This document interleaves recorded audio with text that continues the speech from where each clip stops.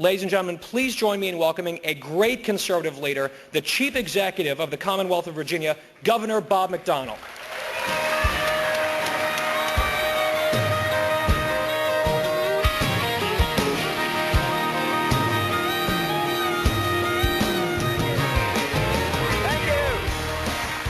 Thank you. Good morning.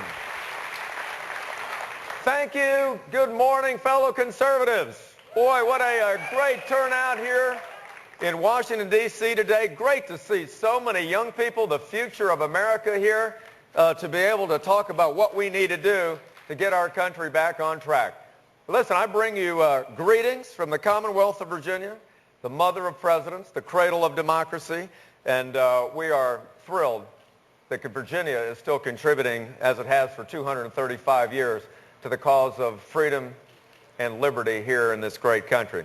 Now, I'm here today with my wife, Maureen, of 36 years, and I'm delighted that she's been able to join us today. Guy, thanks for your great introduction, by the way, and I really appreciate what you do at Town Hall to be able to get so many people together to talk about the important things of our country. Well, this is a gathering of, I think, some of the 11,000 most important conservative activists in America, all here at one place at one time. Thanks for coming. We're glad to have you. You know, your presence here speaks volumes about your care and your love for this great country. Very few people, in fact, 0.5% of all Americans do what you're doing, that will actually show up at a political rally or knock on a door or put up a sign or work the polls. So you are to be commended for taking that freedom that our men and women in the military fight for every day and putting it into practice by coming here. Thank you very much for doing that. Now, I've come to talk to you for a minute about the American dream. And you know what that is. It's a fundamental American thing. It's a belief that in this great country, if you work hard, if you dream big, if you're honest, if you pursue opportunities, if you use your God-given talents to the maximum degree possible, that you can be anything you want. That's the American dream. It's uniquely something that our founders planted here 235 years ago. But I know, and you know, we've got a battle to preserve that American dream from the big government, statist Obama machine that we've seen governing for the last 3 years. That American dream was planted on the shores of Virginia, in fact, on the banks of the James River, at Jamestown back in 1607. It was watered and it was given definition by the second governor of Virginia, Thomas Jefferson, in 1776. And I'm so glad that's the theme you've chosen now for your convention here, that we still hold these truths to be self-evident, because they are self-evident and we were endowed by our Creator, not government, with those. And then the work of other great Virginians, James Madison and George Mason, back in 1787, writing the greatest political document the world has ever known, the United States Constitution, gave further life to what we believe as a people. And so now it's a battle to preserve those timeless principles in that Declaration and the Constitution that this next 10 months and the future of the American Republic is really all about. And are you ready to fight for those principles that those people put in place? I hope you are.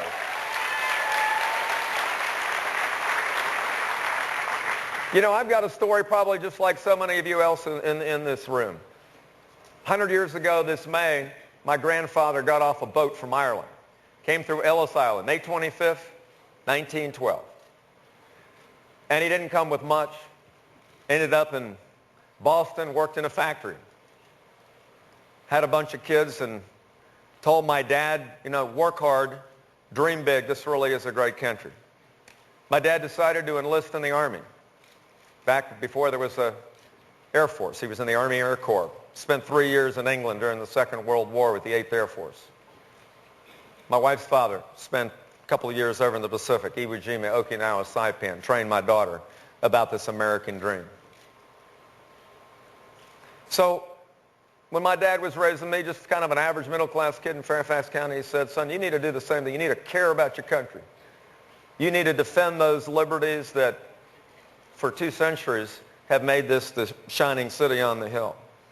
So I went in the military, spent 21 years as an Army officer in the reserves and on active duty. And then I passed that same thing on to my daughter. I'm sure this is a story that many of you have as well.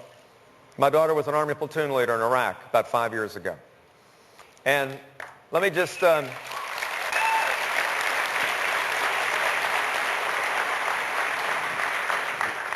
let me just say, during that time over there, it was her, Army platoon leader, 25 men working with her.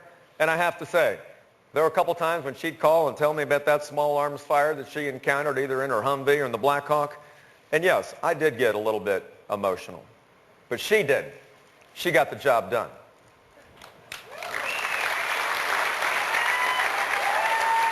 But that is the American dream that I've lived. I never thought that coming from a humble Irish grandfather that I'd end up with the same job held by Patrick Henry and Thomas Jefferson, the first two governors of Virginia.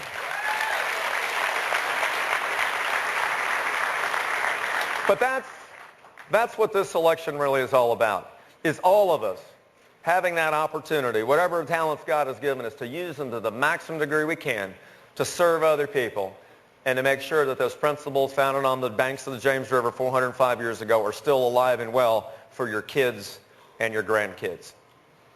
It really is a time for choosing. You remember that great speech Ronald Reagan wrote, one of the great speeches of all time, 1964, in supporting Barry Goldwater and saying why he became a Republican. And so we have choices now to make for our country. These are choices between a vision of constitutional limited government and a constantly bigger and growing and expanded federal government. And it's a choice between whether we really believe and embrace the free enterprise system, where we believe that it is the private sector and people living in freedom, making their own choices, are the answer, or whether it's a growing government and a welfare state that will lead to liberty and prosperity. These are the choices that I think we've got to make over these next 10 months. And I bet I know where you stand. And I'm asking you to make a difference so that limited constitutional government is what our legacy will be for America. You know, our founders were brilliant. Article 1, Section 8 of the Constitution clearly says the box the federal government is supposed to be in. Unfortunately, they keep finding bigger boxes to put themselves in and keep growing that government. The 10th Amendment, the 9th Amendment says that all the other powers go to you, the people, and to us, the states, respectively, because Jefferson and Madison and Mason, they believed that it was government closest to the people that governs best. Why? Because they listen better. They're closer to home. They're more responsive. That's the kind of government we want at every level. Wouldn't you agree? So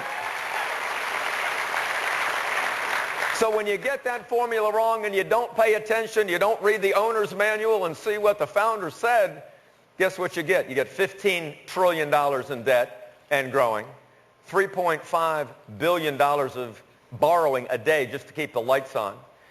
You get an 8% unemployment rate for the entire Obama presidency. You get a failure to create policies that will actually stimulate the private sector, the entrepreneur, the job creator, the lover of free enterprise, the risk taker, the capitalist, the people that make this a great country. And you get more government programs that kill jobs and stifle job creation. And that's what we've got, and that's why we need a new president of the United States, don't you think?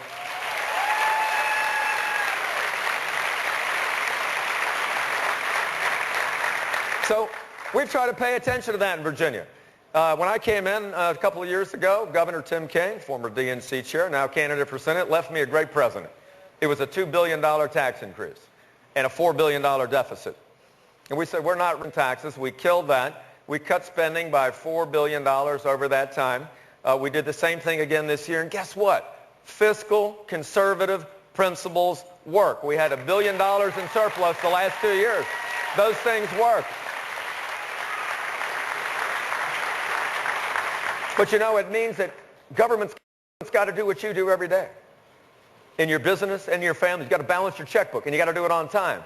Heck, this president hadn't got a budget done in 1,000 days. That's completely irresponsible. And who does he blame? He blames you. He blames Wall Street. He blames the Tea Party. He blames the American Republic, and 2 days ago he blamed the founders. Can you believe that? Well, I'd say, Mr. President, take responsibility. You're the commander-in-chief. Get the job done. Quit making excuses.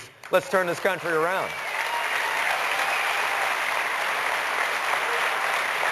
So that's what we've tried to do in Virginia. When it comes to creating jobs and making sure we believe in that foundational principle of the free enterprise system, not more government to create wealth and prosperity, we have said, look, we believe that success is good. If you make money because you've lived the American dream, we think that's a good thing. And we're not going to talk down to you and tax you more and raise more regulations on you and engage in class warfare. That's the wrong formula for America. We want more success, not less. And so if you tax it and regulate it, you're going to get less of it.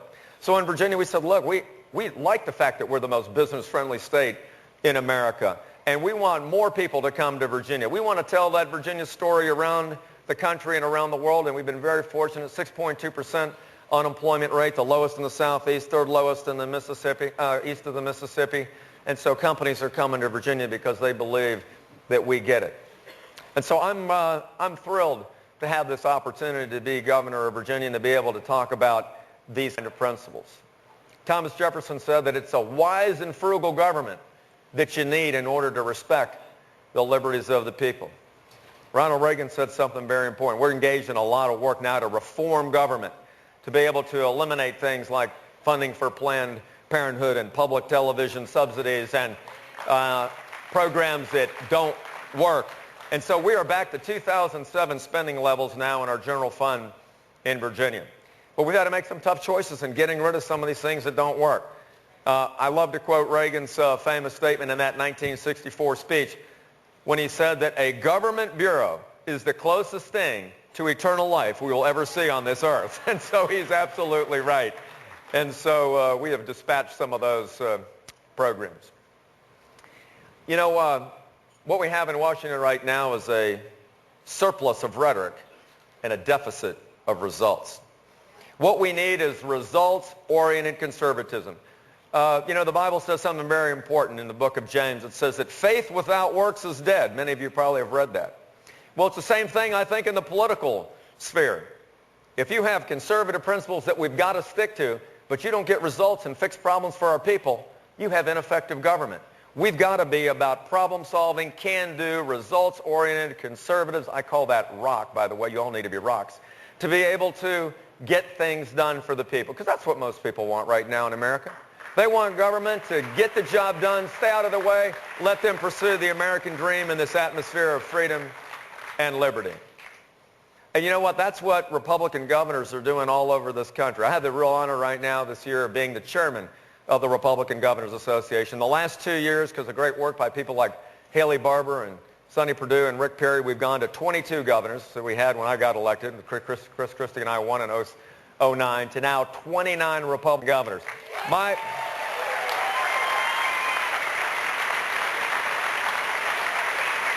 All right, that's just a good start. Now, with your help, our goal is to have the largest number of Republican governors in American history by this November, if you'll help us to get that job done.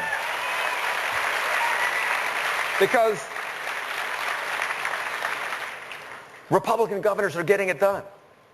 11 out of the top 15 states in America that are ranked to be the most business-friendly, governed by Republican governors. 7 out of the 10 states with the lowest unemployment rates in America, governed by Republican governors. Over the last year and a half, Republican governors, while President Obama's racked up $4.5 trillion of new debt, Republican governors have cut $65 billion in deficits around the country. That's results-oriented conservative, and that's what we need in Washington, D.C.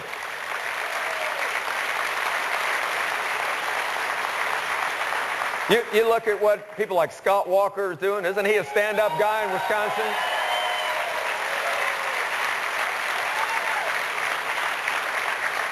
He's got the courage to look people in the eye and say, look, if we cut spending, balance budget, and make sure that we have less taxation, regulation, litigation, unionization, Wisconsin will be more productive.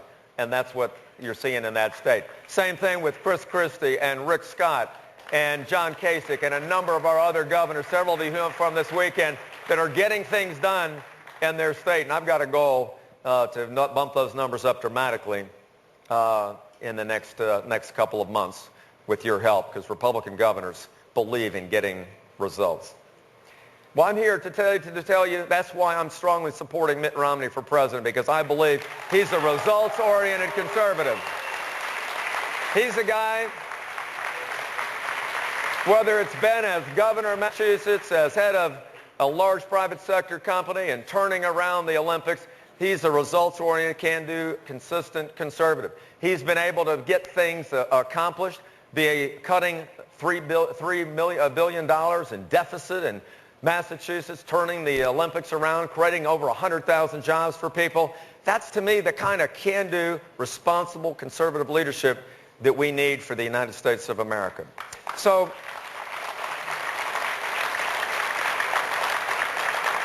I want to close with a call to action. Freedom isn't free. Never has been, never will. It's always been purchased with the blood, sweat, and tears and sacrifice of patriots. People that are willing to go out and put on a uniform or a badge or a gun to defend your liberties because they love freedom so much they're willing to give their very life for the cause of freedom. So if they can do that, then it shouldn't be that hard for us over these next 10 months to take up the call to arms to restore the founders' vision of limited government and entrepreneurship and God-given individual responsibility in this country. Are you willing to do that for the next 10 months to be able to turn our country back around?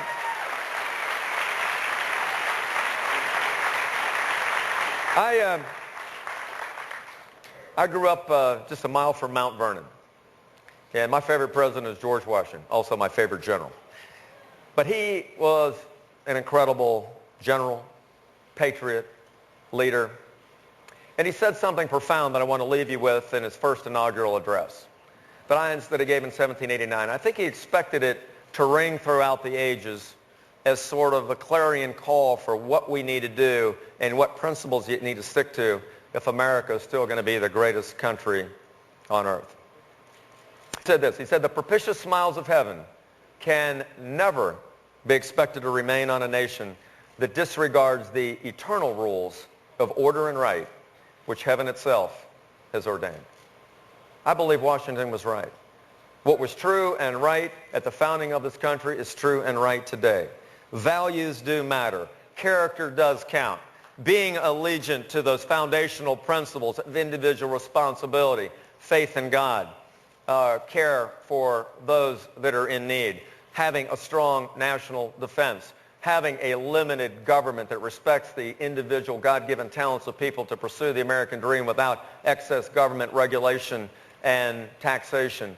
That's what we planted on these shores in 1776 and what will still be the formula for making America great today.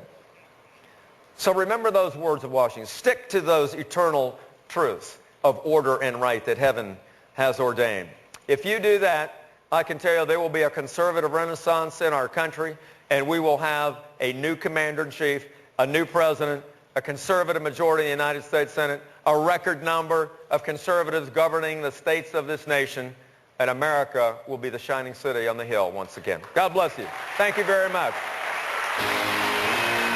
Thank you. Thanks very much. Thank you.